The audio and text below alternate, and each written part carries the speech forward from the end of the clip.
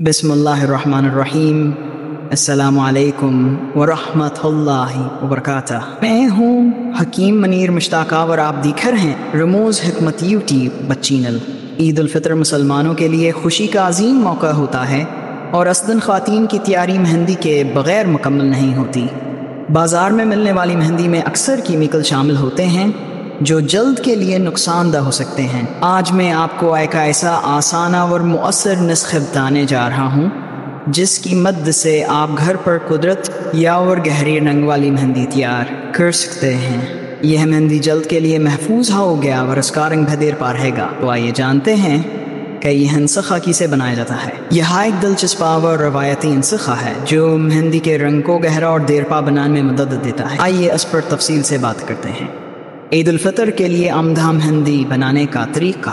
मेहंदी लगाने का रवाज ज़माना कदीम से चला आ रहा है और ख़ास तौर पर ईद, शादी, ब्याह या दीगर खुशी के मौक़ा पर उसका इस्तेमाल आम है। अगर आप बाज़ार की मेहंदी पर इन्हिसार नहीं करना चाहते और खुद एक गहरी, खूबसूरत और देर पा रंग देने वाली मेहंदी तैयार करना चाहते हैं तो ये आसान नुस्ख़ा आज़मा सकते हैं। अज्जा: चाय की पत्ती 1 चम्मच, गुड़ का सफ़ूफ 1 चम्मच, चीनी 1 चम्मच, संदूर। तरीका तैयारी: चाय, गुड़ और चीनी का अर्क निकालें। तीनों अज्जा को मिक्स करके एक लोहे के बर्तन में डालें। इसे इतनी देर तक पकाएं कि पानी बखारात बनकर उड़ने लगे और एक गहरा रंगदार अर्क निकल आए। अर्क में संदूर शामिल करें।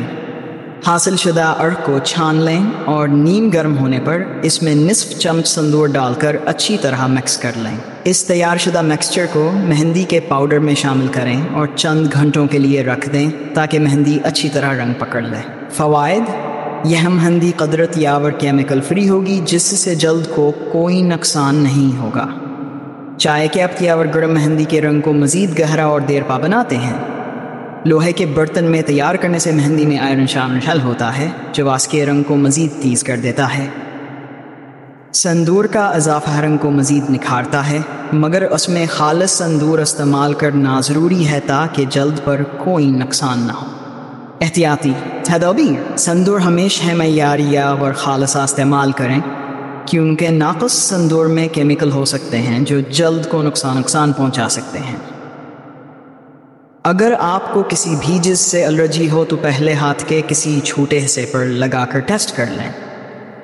लोहे का बर्तन इस्तेमाल करना ज़रूरी है क्योंकि यह मेहंदी के रंग को मज़ीद गहरा करने में मदद देता है। यह नुस्ख़ा आज़माएं और ईद उल फितर पर कुदरती और खूबसूरत मेहंदी का लुत्फ़ उठाएं। यह एक नहायत आसान, सस्ता और मुअस्सर नुस्ख़ा है जिसे आप ईद के मौके पर या किसी भी ख़ास दिन इस्तेमाल कर सकते हैं। उस तरकीब में चाय के पत्ती, गुड़ और चीनी का इस्तेमाल किया गया है जो मेहंदी के रंग को गहरा करने में मदद देते हैं, जबकि लोहे के बर्तन में तैयार करने से रंग की शिद्दत मज़ीद बढ़ जाती है।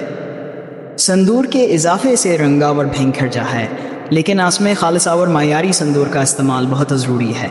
अगर आप चाहते हैं कि आपकी मेहंदी ज़्यादा देर तक खूबसूरत रंग दे तो उस नुस्ख़े को आज़माएं और अपनी खुशियों को मज़ीद खूबसूरत बनाएं। उम्मीद है कि आपको यह मालूमात पसंद आई होंगी।